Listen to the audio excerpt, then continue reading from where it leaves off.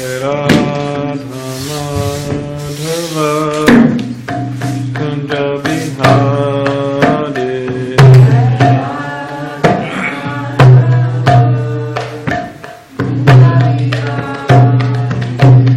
Radha Madhava Kunja Bihari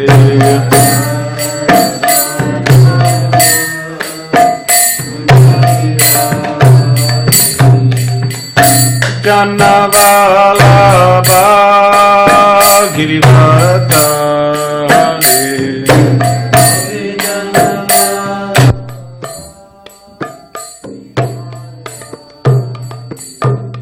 Gopi Janavalabha Girivaradhari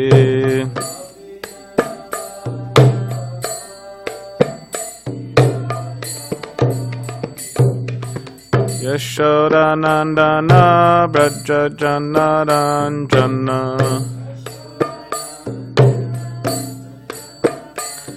Yashodanandana Braja Janaranjana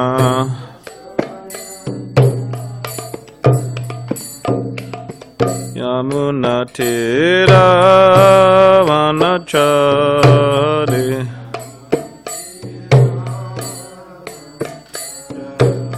Yamuna Tira Vanachari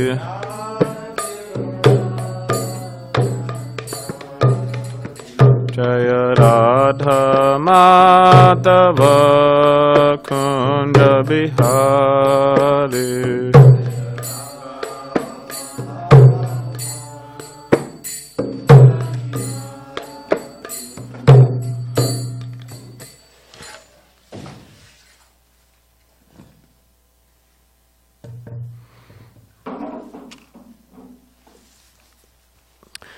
You know, Jayam Vishnupad Paramahamsa Parivrajacharya Ashtotra Shatashishamai Svayangai Sesi Bhaktivedanta Swami Prabhupada Ki Jai Grantaraj Srimad Bhagavatam Ki Jai. All glories of the assembled devotees, all glories of the assembled devotees, all glories of the assembled devotees, all glories of Sri Guru and Sri Gauranga.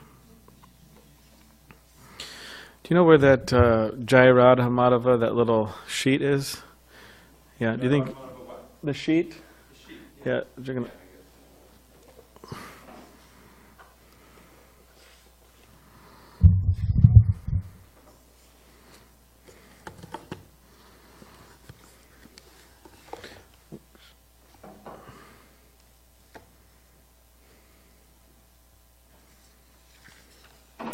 So this song that we just sang, Jai Radha Madhava Kunja Bihari, Gopi Jana Vallabha Girivaradhari, Yashoda Nandana Braja Jana Ranjana, Yamuna Tira Vanachari. So this is a song written by one of our acharyas, Srila Bhaktivinoda Thakur. So we have Prabhupada here, the founder acharya of the Hare Krishna movement. And you have his guru, which is His Divine Grace, Srila Bhaktisiddhanta Saraswati Thakur. He's, if you look on the altar there, you see all the pictures of the teachers there. So you see our Srila Prabhupada, the far left. So right next to him, on our right, is Bhaktisiddhanta Saraswati Thakur. So Bhaktisiddhanta Saraswati Thakur, Srila Prabhupada's guru, his father wrote this song. I'm sure most of you know that. So Srila Prabhupada introduced, every time he would give a class, practically every time, right, Dravida Prabhu? Srila Prabhupada would sing this song, Jai Radha Madhava Kunja Bihari. So I'll just read the translation. Krishna is the lover of Radha. He displays many amorous pastimes in the groves of Vrindavan. He is the lover of the cowherd maidens of Vraj, of Vrindavan, the cowherd girls, and the holder of the great hill named Govardhan. So he holds up Govardhan Hill. So people who try to imitate Krishna, because in India, because Krishna danced with so many young girls, but they weren't just ordinary girls. They were not ordinary at all. They were Krishna's pure devotees, the gopis. Sometimes people try to imitate Krishna,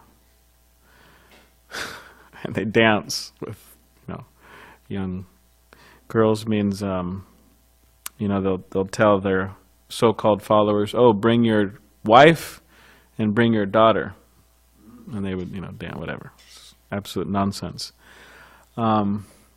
Just like in Krishna book, where it's Krishna's pastimes are there, his life. There was one asura or demon, he was imitating Krishna, and what he did is he attached 2 arms to his body, and he dressed like Vishnu, because form of Krishna is with the 4 arms and holding, and the lotus, not lotus, peacock, and everything. So it doesn't exactly explain in Krishna book how he attached 2 arms, but somehow he did that. So anyways, my point is that Krishna lifted Govardhan Hill. So the people who try to imitate Krishna, we tell them, okay, you want to imitate, or you think you're Krishna, then you have to lift Govardhan Hill, with your pinky. So they can't do that. So anyways, he lifted the hill. He is the beloved son of Mother Yashoda, the delighter of the inhabitants of Raj, and he wanders in the forest along the banks of the river Yamuna. So that's a description of Krishna. You sing every... Well, I left off in text 77.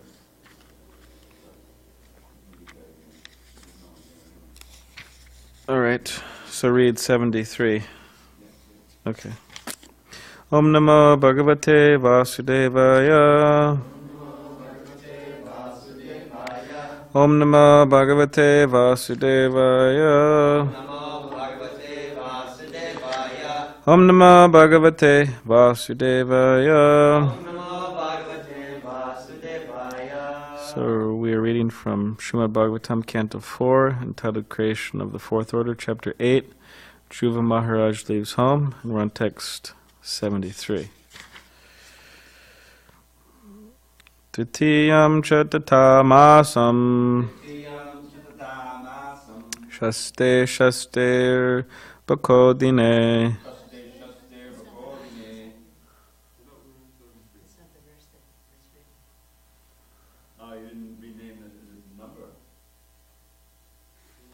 What on earth verse did you write? 78, like I said. Oh, you 77. 77. He wrote 70. Yeah, but it says 73 here.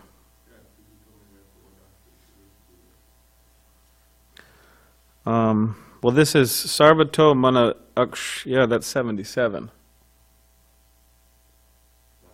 Yeah. A lot of confusion going on here. Yeah, we'll chant this one. But see, Jamal, everybody's confused because it says 4873. But this verse here is not 4873. This is 4877. That's the confusion. So we'll chant 77 because that's what's written on the verse, on the board. Yeah. All right, so our confusion is dispelled. All right, Krishna. Sarvato mana akrishya Hridi bhutendriyashrayam Dayan bhagavato rupam Nadrakshit kinchana param Sarvato mana akrishya Hridi bhutendriyashrayam Dayan bhagavato rupam Nadrakshit kinchana param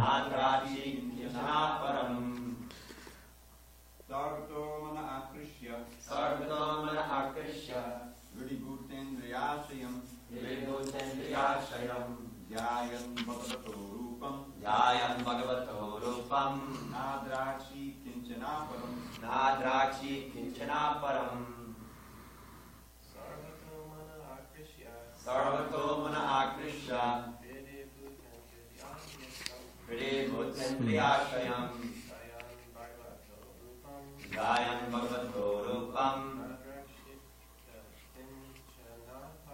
Nadachit Kinchana Param Sarvato Mana Akrishya Kridibhutanti Ashayam Gayam Bhagavato Rupam Nadachit Kinchana Param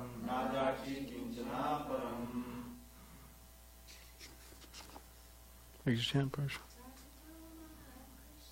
Sarvato Mana Akrishya Kridibhutendriyashayam Gayam Bhagavato Rupam Nadrakshit Kinchana Param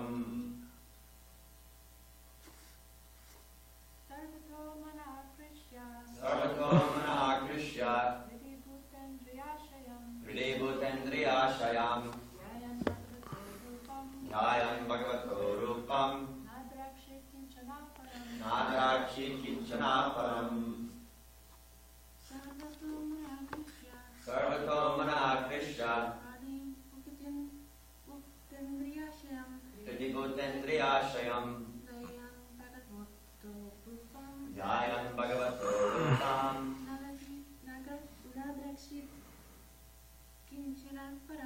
Nadrakshit Kinchana Param Sarvato Mana Akrishya Kridibhutendriyashayam Gayam Bhagavato Rupam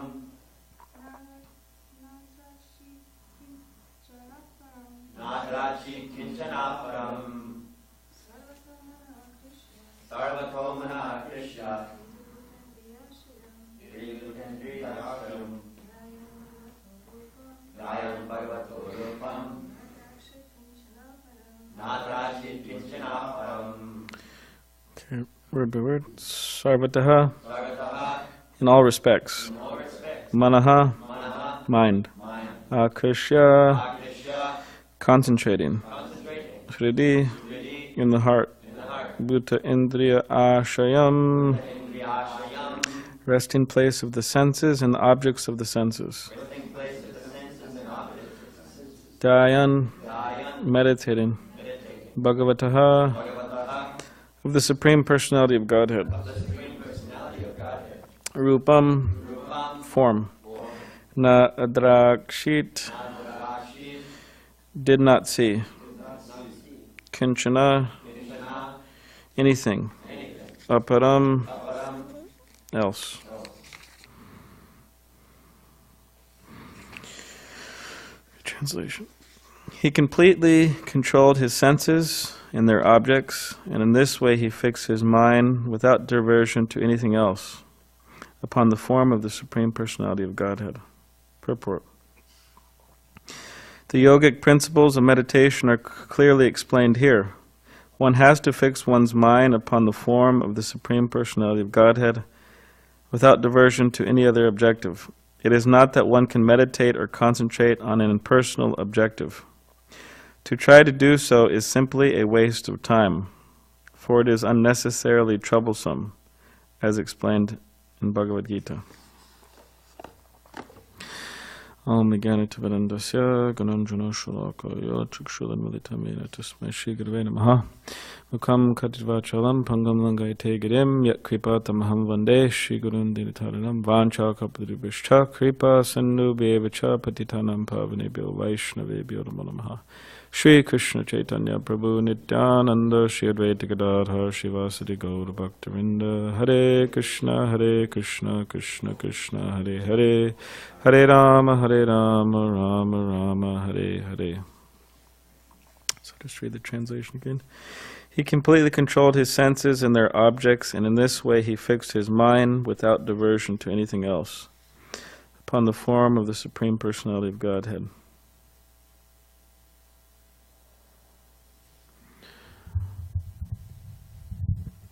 So,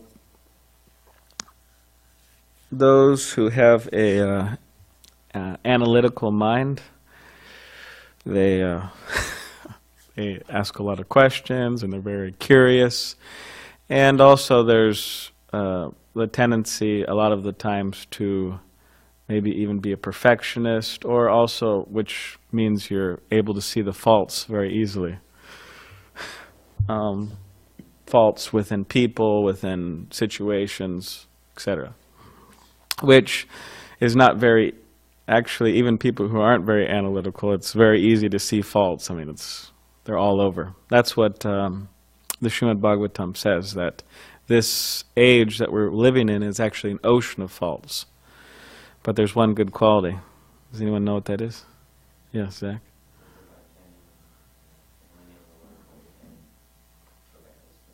Yeah, by chanting the holy name of Krishna, one could go back to the spiritual world. That's the good quality of this age. So, of course, this idea of finding faults, I mean, in some ways, again, it's natural. It's easy to do. And but for the most part, at least within Krishna consciousness, most devotees shouldn't get too absorbed in that, because it's unnecessary, a waste of time. Now, of course, Prabhupada said for the guru, or for one who's a spiritual master, then it's actually the duty of the guru to find fault in the disciple. But that's a service that the guru takes for the benefit of the disciple. I mean, Prabhupada would write letters to his disciples. He wrote about 7,000 letters to disciples and so many people. Like there's so many people Srila Prabhupada would reach out to. And in some of the letters, Prabhupada would say, he'd say, don't mind, this is my duty as your spiritual master to find faults, because he would be pointing something out. So, so when it comes into the realm of, religion, or the realm of spirituality, when people are searching, if people go that far in their lives, some people just, search millions of other things. But if one is so fortunate to actually have some desire to inquire into about the nature of reality, the ultimate nature of reality, absolute truth, then then that's another way in which a person's mind could find fault in certain religious processes and so on. So I remember myself, and I was searching for the absolute truth, and I was in high school, 17, 18 years old, trying to graduate from high school, and I was in a high school program, which it wasn't like an ordinary high school, because I was kind of a bad kid, but it was a different type of high school. And that I didn't even go into school every day. I went in once a week. And I sat there for a few hours, and I talked with the teacher, and he gave me some work to do, and I did some work there, and then I brought some homework home. But somehow or other, a part of that program was that people, myself and other people who were in that program, they were able to go to a local community college and kind of start the process. So that's what I was doing. I was going to Cuyamaca College, and I was community college, and I was taking 2 classes because you get to pick what classes. So I picked world religions, and I picked English. I didn't do so well in English, but so the world religions, the class I was taking, there was a nice teacher, professor there, and I was actually, at the time, I was visiting this temple. So I already met the devotees, and I was starting to associate with the brahmacharis, the monks here. And two of the devotees from the temple, they visited the college. So that was Giriraj Gopal and Tota Gopinath, for those of you who remember them. There are other places now, but So when they arrived on the campus, I was very happy. Oh, hey, you know, because what happened is the professor, he would invite different speakers in from the different religions. So they invited him in. So then I saw him there. Oh, how are you? This and that, and they gave a nice talk, and then I actually came to the temple later on to whatever. You know, I was trying to visit the temple as much as possible. So so of course I wasn't trying to find fault in their presentation. More or less, because I actually was accepting Krishna consciousness more and more, the idea of it. But everybody else who came in, I was trying to analyze, but the thing is, I was open to what others were saying. I wasn't just trying to challenge them. I was actually trying to, you know, see what they had to say. So I remember, you know, there was a person from Islam, he came in, and there was a person from Christianity, Judaism. So each time when they would come in, I would always ask them questions. I would raise my hands, and with every one of them, I would meet them after the class, and I would walk with them to their car and kind of ask them questions. So I remember this Christian man, he came in, and he gave a whole presentation, and then at the end, I was thinking whether or not I should ask him a question. It was like a class full of 30 students or something. It was like I was kind of going back and forth in my mind. Oh, should I ask him this? So I said, okay, I'm just going to ask him. So then I raised my hand and I asked him, so within all religions, the idea of being compassionate and merciful and so on is there. So how is it that or how is it that a person could think eating meat is okay? So is that okay according to you? And then the whole room just got really silent, you know, like a pin drop. And then he just kind of got nervous, and then he said something, and then, you know, it was kind of ended the class, and then that was it. You know, I forgot what he said, but of course he thought it was okay to do it. So then I talked with him after class, and so I found fault in that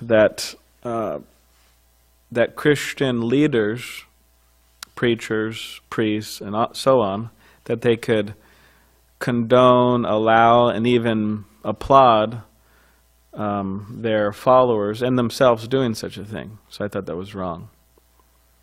And there was a Buddhist lady who came in, and I mean, whatever. But there's different types of Buddhism, obviously, but I was talking with her afterwards, and she was saying that I was trying to understand what she was saying, because she was saying, yeah, we just merge into like the goal is just to, like nothingness. And I was saying, well, how does that exactly work? And we're going back and forth because I couldn't understand what exactly she was referring to. What does it mean, nothingness? And it was just this kind of like vague presentation, you know. So within the realm of religion, spirituality, yeah, one should use their intelligence and try to understand what actually makes sense, the most sense. So within Krishna consciousness, there is the impersonal aspect of Krishna, which means the effulgence, right, the Brahman effulgence emanating from Krishna's body. But also, most importantly, there is the personal aspect of Krishna. Just like we read here, I mean, in the Jayarata Madhava Kunja Bihari, Krishna, he's a person, right? He has activities. He's lifting Govardhan Hill, and all the devotees are under the hill. He's, right? He has different relationships with his devotees. So he's a person, just like as we're persons, of course, he's a transcendental person. So the idea is that one should search out Krishna. They should try to find Krishna. And it says here, just like Dhruva Maharaj, they should fix their mind on Krishna. That is the whole goal of life. So the mind is going here, it's going there, it's going to so many places, so many things. But the idea is to fix it on Krishna. And the most you could say easy way to do that within this age is to chant Hare Krishna. So therefore, Srila Prabhupada recommended his followers to chant 16 rounds a day. Minimum. And actually what Srila Prabhupada said, he said, out of all the instructions of the spiritual master, that is the most important instruction, to chant 16 rounds a day. So, for those of us who aren't chanting 16 rounds a day, we should gradually work up to that. And for those of us who are chanting 16 rounds, we should strive more and more to do it with quality and not give it up. Not, reduce the rounds. Because that's the most important instruction. And Srila Prabhupada said that chanting Hare Krishna is easy, but the determination to continue to chant Hare Krishna is not so easy. So we see that many people, they begin chanting, but then they stop chanting over time. So we need to develop that determination. Because in this age, everyone is very, practically speaking, you could practically say everyone, but is very weak. Weak-willed, weak-hearted, and weak-minded, lacking determination. Even if they have strong, healthy bodies or whatever, they're lacking determination. And especially in relation to spiritual life. That's what I'm talking about. So we need to, if we want to be successful, we need, in Krishna consciousness, we need to associate with devotees and develop our determination more and more. So even if someone has a little bit more determination than us, that's very beneficial to associate with them. It doesn't matter if they're younger than us or the same age or older, on and on and on. We could be inspired by anybody. Like I've been inspired by who have I been inspired by lately? Zach. Zach is very serious recently about reading Bhagavatam, srimadbhagavatam. He wants to go through the whole Bhagavatam, and he is. He actually made a lot of progress. He's on 10th canto now. So by seeing him read, by hearing him read, because, anybody who lives upstairs, they know that Zach has a very penetrating voice. He likes to read out loud. So, so by hearing him, by seeing him read, then I'm feeling inspired. And of course, I'm working on the Bhagavatam too, but I'm feeling more inspired. So that's the idea that the most, you could say, precious thing that we could attain, practically speaking, within Krishna consciousness is our inspiration, to be inspired. Those who have, there's first initiation, which one, gets the spiritual name and makes vows, chant 16 rounds a day, follow the 4 regular principles. But then there's second initiation, in which one is given, and they could go on the altar and dress the deities and different activities like that. So and they're given mantras, Gayatri mantras. So in those Gayatri mantras in which they're given, one is meditation on the Guru, one is meditation on Lord Chaitanya, and one is meditation on Krishna. And practically speaking, through all of those mantras, it is talking about enthusiasm, right? Please enthuse me, please. It's enthusiasm, because this is such an important thing. Without enthusiasm, we're practically dead in spiritual life. And Bhaktisiddhanta Saraswati Thakur, he would tell his disciples, those who have life, they could preach or they could spread Krishna consciousness. A dead man or a dead woman, they can't do that, unenthused. So, so there's so many ways in which we could become enthused, and practically speaking, the main way in which we become enthused is by association with devotees. Because someone may say, oh, well, which we do. I'll go to the holy place, right? I'll go to holy places such as Mayapur or Vrindavan. These are holy places within Krishna consciousness tradition. I'll go there to India, but practically speaking, why do people go there? I mean, for so many reasons, but hopefully they're good reasons. We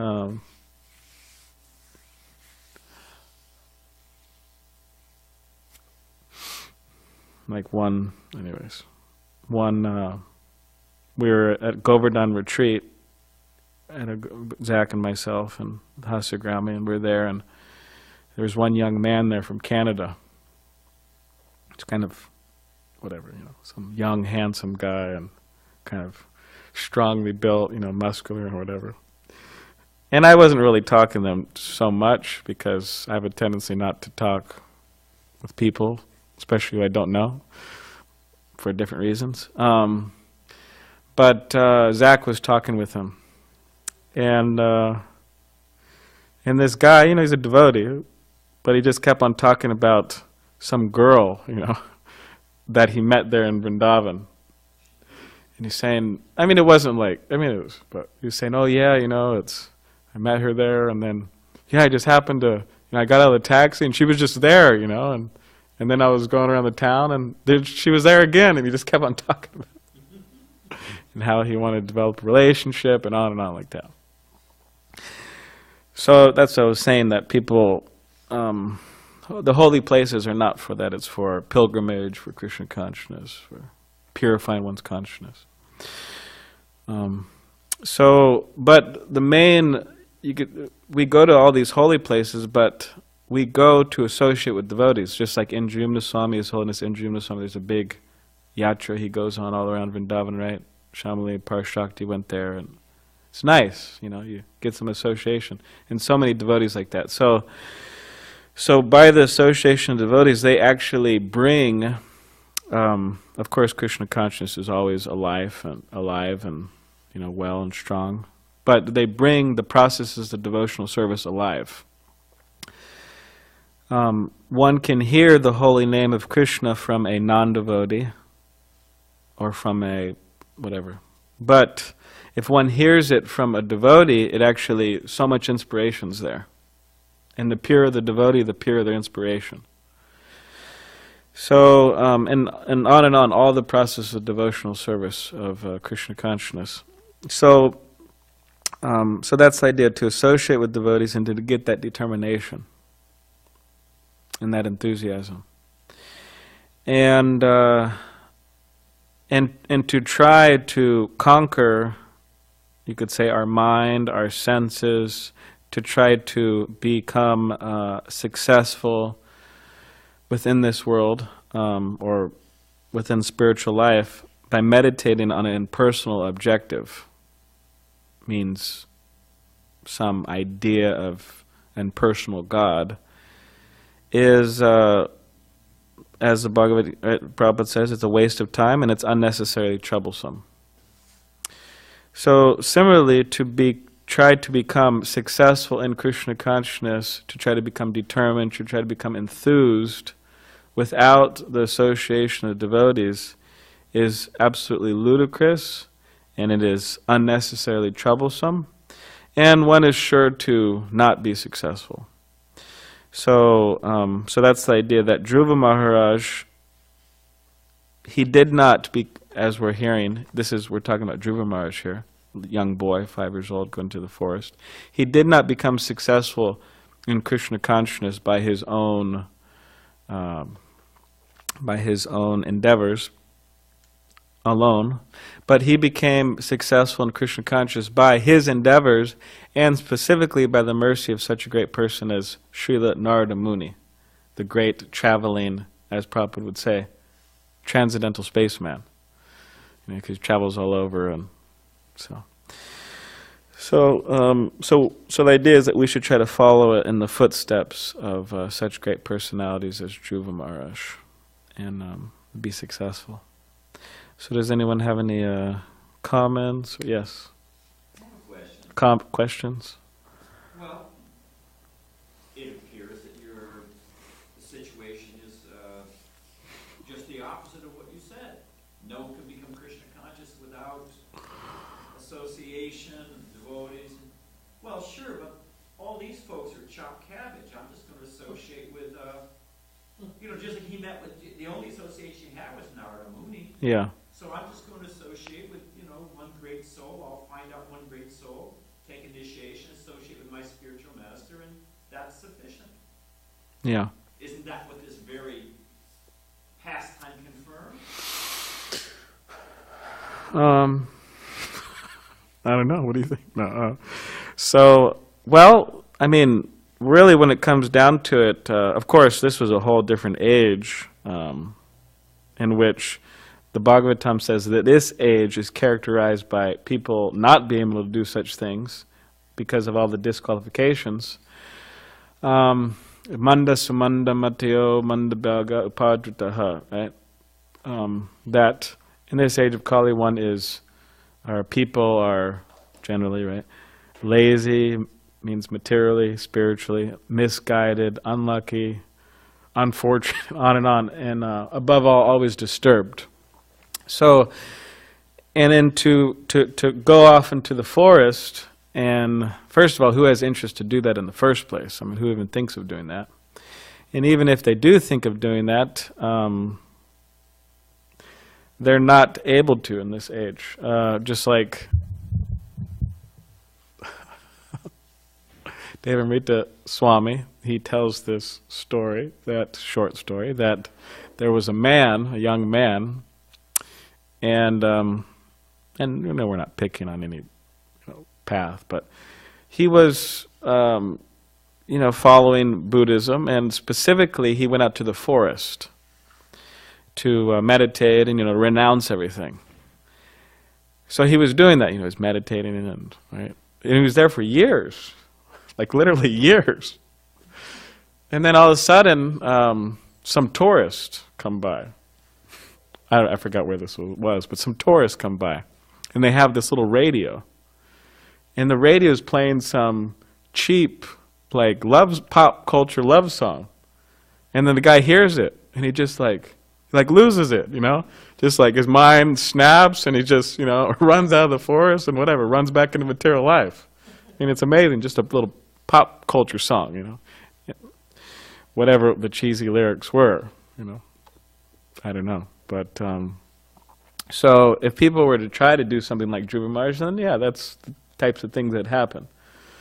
But, yeah, Dhruva Maharaj, he got the instruction from Narada Muni, which you could say that was his association with Narada Muni, because you associate with the Guru by instruction, also by following the instructions, you're connected with the spiritual master. But, yeah, specifically in this age, Prabhupada would always quote that verse. Tandar Sena Bhakti Shanavas Janme Janme Hoye, saying that we should always stay in the association with devotees, always live with devotees, Prabhupada would say. Stay in the association. So, yeah, that's... Very good. Okay. Sounds good to me. All right. Good. Does anyone have any other questions or comments?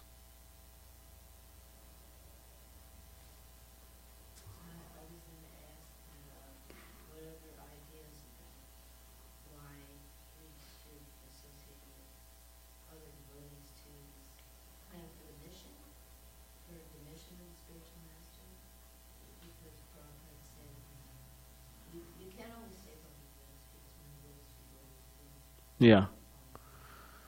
You want to repeat for the Yeah. unseen, unmanifest audience? Yeah, we forgot about those. So the question was that, what about the idea of associating with Prabhupada's, or associating with devotees with the idea of fulfilling Prabhupada's mission? And she quoted a pastime in which one devotee, he said, "Oh, Prabhupada, I always want to be by your lotus feet." And then Prabhupada said, "Oh, that would be very difficult, because my lotus feet are always moving, because he's always traveling all over the world, So, so yeah, that associated with devotees to get the enthusiasm, like, I don't know, very enthusiastic devotee within our movement. I mean, there's so many enthusiastic devotees, but Vaisheshika Prabhu is like really enthusiastic. I mean, I see him sometimes like, what, how is this person so enthusiastic? I mean, just very. So by associating with him, and especially if one wants to distribute books, I mean, because that's what he's enthusiastic about. I mean, you associate with that person, it's just, people have a hard time not thinking about distributing books, It's just like, you look at him and he's just, it's like he's his, Walking Bhagavatam. yeah, walking Bhagavatam, like his, his pores are oozing, the message, distribute books, So, so if you associate with him, then you'll have enthusiasm to engage and fulfill the mission of Prabhupada. But there's so many devotees like that too, that they're just, very fired up, enthusiastic to fulfill the mission of Prabhupada. So that's important too, to associate with him, to get that mood. So, is that, you want to add something? Or, okay. I can add something. Okay. Just to help you get across the line. I have a picture that I keep, and it's 1970, and it's Prabhupada sitting on the steps of the Los Angeles Temple. They put the Vyasa Sun out there, and he's Prabhupada sitting on the Vyasa Sun. And around him are all the LA devotees. And there's also several sannyasis, there's a couple GBC members. So I think the aggregate total is about, I don't know what, maybe 50 people. Now, fast forward 70, 40 years. You can do the math. 45 years. Almost 50 years. And there's probably maybe 10 out of that 50 that are still actively engaged in temples. I mean, they come on Sunday, which is all well and fun, good, Some we've never seen again. Some have gone off into the crazy land. Many of them come on Sunday, take prasadam, come, on Janmashtami and give a donation, which is all well and good. But actively engaged in Krishna service, not so many. But actively engaged means chanting too, like 16. I mean, it's chanting 16 rounds, following all the Yeah. principles, but actually leaning in, how can they help? What are they doing, Yeah. They're there, they have some service. Not so many. And therefore, the conclusion that I take from that is, well, what's my hope? Give it up? No. Well, it doesn't really work? No. But that you have to make an effort. And you're not guaranteed that you're going to be, sooner or later, next life, 5 lives, 10 lives. But if you want to go back to Godhead in this life, you got to be serious. So, rather than thinking, well, I'll live alone out in the forest, or I'll become Krishna conscious on my own, or what. No, if we're serious, if I'm going to parachute out of an airplane, I'm going to make sure I got a parachute, I got a backup parachute, I got, Acme Spring shoes, so when I land, I make as many preparatory, if you're serious about it. People who go, I'm going to go through the Amazon jungles, I got my backpack, I got my rations, I got my piranha repellent, I got everything, right? Because it's a risky place. I don't take it lightly. I don't go out and take a Swiss Army knife and it'll all work out, So, if we're serious about becoming Krishna conscious, we should take advantage of everything. We shouldn't just think, well, I got my spiritual master, or, I chant Hare Krishna, I'll be all right. No. We should take advantage of every possible avenue that nurtures and supports our Krishna consciousness. Because it's not a sure thing. It's a dangerous world. Yeah. That's another side of it. Yeah. Your answer was very good. Yeah, I'll just repeat briefly, but Bhajan Swami was saying that for these. There's a picture. You're also the picture. I am in the picture. Yeah, there's I a. don't want you to repeat the whole thing. Okay. I wanted just to make 2 comments on what you said.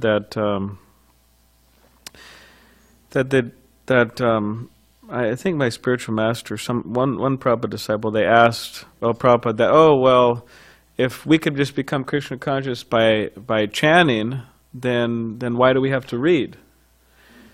And then Prabhupada said, well, if you want to become Krishna conscious, you'll do anything that helps your Krishna consciousness, and that means reading. So why not read? You'll do anything. Actually, I think he asked my spiritual master. And the other thing that you're saying, we have to be serious. If we're serious, means be serious about going back to Godhead. And that's what Srila Prabhupada said. That determination, serious, means that I will go back to Godhead in this lifetime. I'm through. I'm done. I'm going back to Godhead in this lifetime. That's the idea. So that determination. That, in other words, whatever it takes. Whatever I have to do to fulfill the goal, I'm going to do, and I'm going to give up everything else that gets in the way. So that we need association with devotees and other processes. All right. Another thing. There's this. Tamal Krishna Goswami said that he was with Prabhupada, and Prabhupada woke up, and he said he had a dream. I heard this on a lecture the other day. So he said he had a dream. So then Tamal Krishna Goswami said, oh, Prabhupada, what dream did you have? And Prabhupada said, my dream was that there was a Harinam party, a party of chanters on the street. And the non-chanters, they became chanters. They started chanting, just like on New Year's Harinam. There's actually quite a few people, they started chanting with us. So the non-chanters became chanters. And then Tamal Krishna Goswami said, oh, what about the chanters? Did any of them become non-chanters? And then Prabhupada's answer was that, oh, how can that be? He said their name is already written, going back to Godhead. So, of course, people may, as Bajranath, they give it up. That's true, and that's not good, and But over time, as Maharaj was saying, over time, they come back around and may take some lives, but So, anyways, that's all right. So, Jai Grantaraj Srimad Bhagavatam ki Jai.